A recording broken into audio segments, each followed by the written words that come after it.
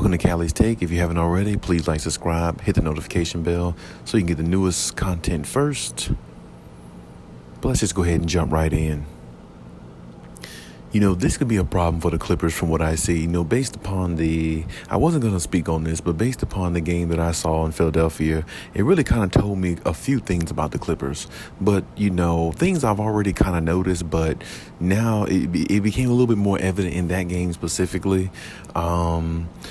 For one thing, as I said before, I feel like Ty Lue definitely broke the rotation code. You got to have the right guys in there to close out games, and going with Marcus Morris to close out that game along with Reggie Jackson, I just really didn't think at that point in time that was the right thing to do, because I don't know, I just feel like the momentum would have been more in favor of having Luke Kennard in there and maybe Norman Powell, because see, those type players, they're more or at least Norman Powell, he's more like a finisher type, a closer, seal the deal type player to me, once he get going and knocking down shots and playing at the level that he does. And then Luke Kennard is just, undeniably, he's one of those players where it's just, he just, good things happens when he's on the floor, so I feel like closing out games, and not just this game, I'm talking about other games too. I feel like Tyler needs to work on closing out, having a closing out rotation, and I feel like he needs to stick with that and kind of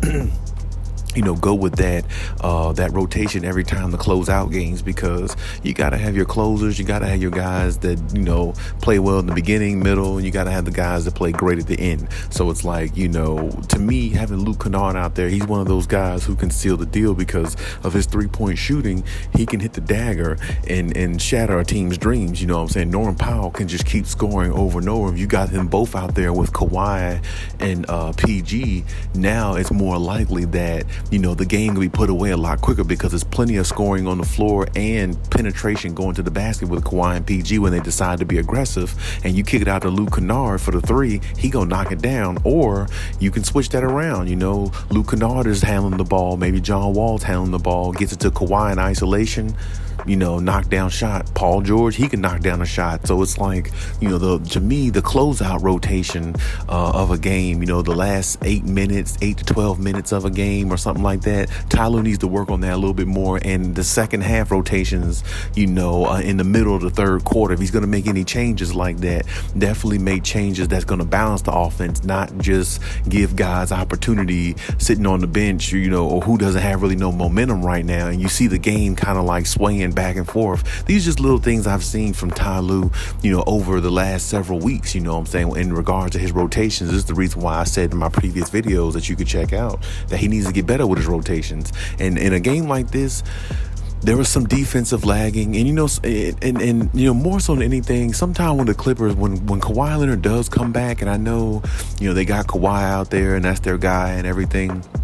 that's my guy, but at the same time, they can't lag on defense, when Kawhi is back. That 20-point lead they had against the Sixers, they should have taken that game home, because that's more or less one of those games where you need to win because you got the lead, you're in control, and you got all these pieces on the floor, and everybody is 100% healthy, and you come out with a game like that and you don't come out with the victory. It really kind of stings a team a little bit sometimes, because those are one of those games that you always want back. You're like, oh, I wish we could have that game back, because we made some inconsistencies on defense when we had the lead, and we wasn't really taking care of the lead where we were supposed to. We were jacking up shots and taking bad shots rather than taking a lot of good shots.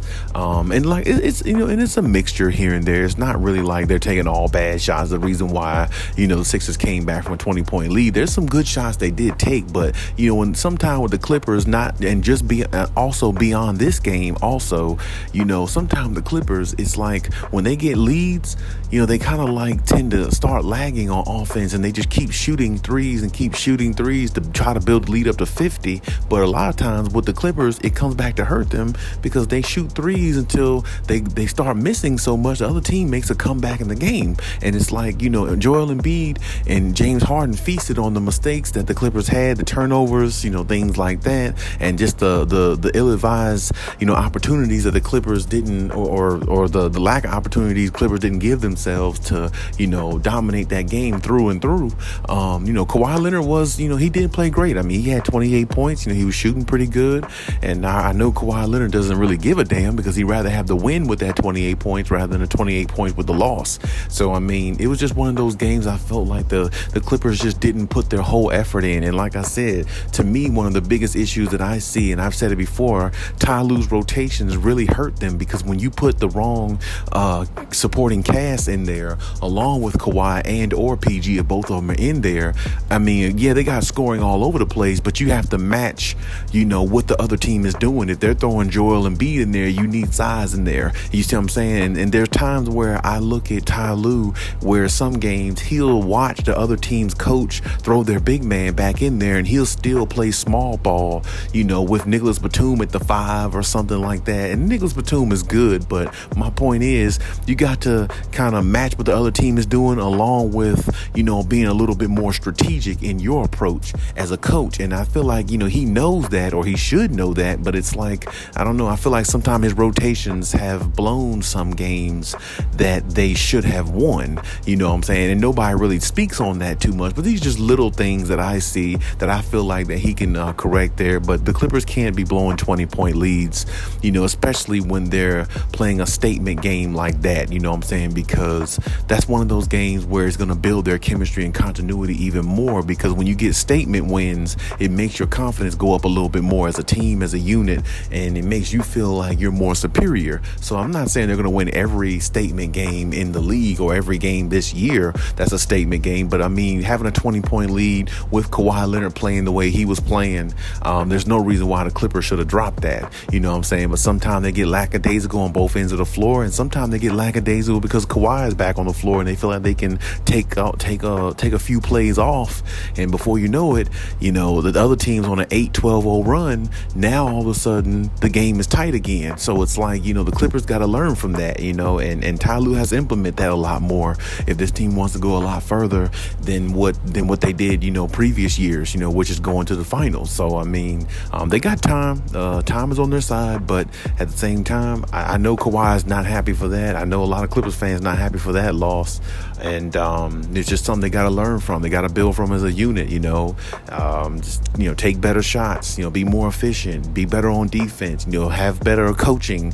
Have better rotations. I mean, you can point to all the above. You know what I'm saying? So either way, it's one loss on their record. They're still in good position in the West right now, but I would say they're still ascending. But this is one of those losses where they got to really look in the mirror and see some of their weaknesses and start making some adjustments, because if they don't, they'll find themselves doing great in a lot of games and fluttering in others. I mean, well, if you look at the game before that against the Wizards, I think prior to that, I mean, the Wizards were up on them or something like that. I believe I can't remember the score off the top of my head, but I think the Wizards were leading, against the Clippers like that. And then, Kawhi just kept playing and, playing his defense and everything, put his imprint on the game. And then the Clippers came back and beat them because Kawhi had 31 points and he played, great on the defensive end as well. But this is my point. They have a lot of lagging points where it can come back and hurt them. So hopefully the Clippers, make better adjustments going forward.